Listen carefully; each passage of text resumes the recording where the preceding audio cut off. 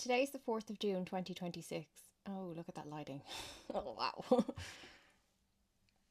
wow.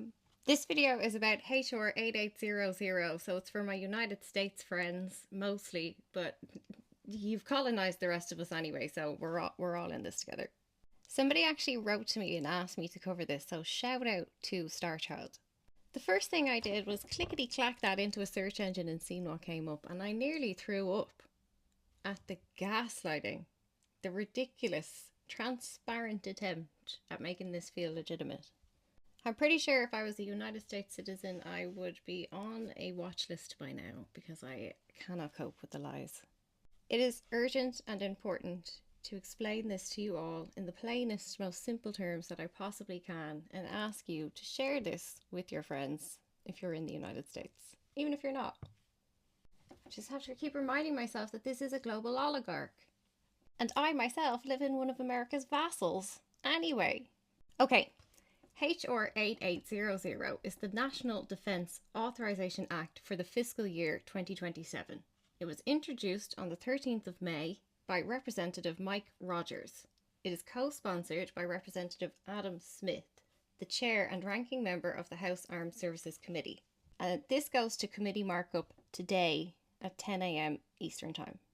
Buried inside this document are 4 provisions that bind the United States and the Israeli military together in ways that have no precedent with any country on earth ever, including its own NATO allies.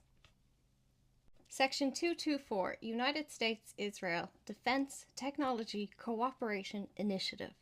The Secretary of Defense must designate a single executive agent, a permanent, dedicated official whose entire job is synchronizing US-Israeli military cooperation across AI, machine learning, autonomous weapons systems, quantum technology, cyber warfare, electronic warfare, directed energy weapons, biotechnology and biomanufacturing for defense, network integration and data fusion. The US military's data becomes the Israeli military's data. Co-production of weapon systems on US soil by Israeli companies. Integration of Israeli origin technologies into US programs of record. Joint ventures, licensing agreements, R&D partnerships. The phrase programs of record is critical. It means Israeli weapon systems get embedded into the active US acquisition pipeline, not as foreign imports, but as components of US military systems. That's not aid, that's a structural merger. This thing being passed through as the Fiscal Act for 2027 is literally a structural merge of the United States military infrastructure with Israel's. Section 1221, War Reserve Stockpile. US weapons pre-positioned on Israeli soil, available for Israeli military use, extended through January 1st, 2029. Section 1222, Anti-Subterranean Anti-Tunnel Technology. Cooperative R&D on tunnel detection and underground warfare technology extended also through to December 31st, 2029. This is the technology that Israel developed during its operations in Gaza that killed tens of thousands of people. It is now being transferred directly onto American soil into the US military. Section 1223, Counter-Drone, Counter-UAS technology. Cooperative R&D on counter-drone systems extended also. Mike Rogers, the man who wrote this bill, received $70,000 in just the first quarter of 2026 from war manufacturers. If this passes, the $3.9 billion annual aid number that everybody is able to debate and protest currently will disappear. It makes how much money the United States is currently sending to Israel collapse into the Pentagon's unauditable budget. Because now, technically, Israeli weapons companies are co-producers at facilities on US soil, building congressional constituencies in those districts. To unwind this later would require dismantling procurement pipelines, not just cancelling a check. In the United States right now, over 98% of Congress is on donor rolls through defense industry contributions. That is terrifying. It seems to be the only people paying your politicians are Lockheed Martin. And we can presume AIPAC is at 100%. Israel has secret nuclear weapons outside of international law. It has a documented history of organ harvesting from bodies under its military control. It has killed tens of thousands of civilians and children in brutally violent ways with American weapons already. And it is about to be structurally fused to the US military in a way that you cannot vote this out again. The amount of money that Mike Rogers has taken from war hawks doesn't really properly fit on my screen, but I'll let you pause to read and I will share this table in my Discord as well. So this is 2025. You can see Raytheon, L3Harris, Boeing, General Dynamics, Lockheed Martin, Anduril, Leonardo, Booz Allen. This is all war, and more war. And this is 2026. The scariest thing to me is someone like Mike Rogers probably thinks he's a decent bloke, I guess, to himself, because their logic at a local level is jobs. We're going to bring jobs.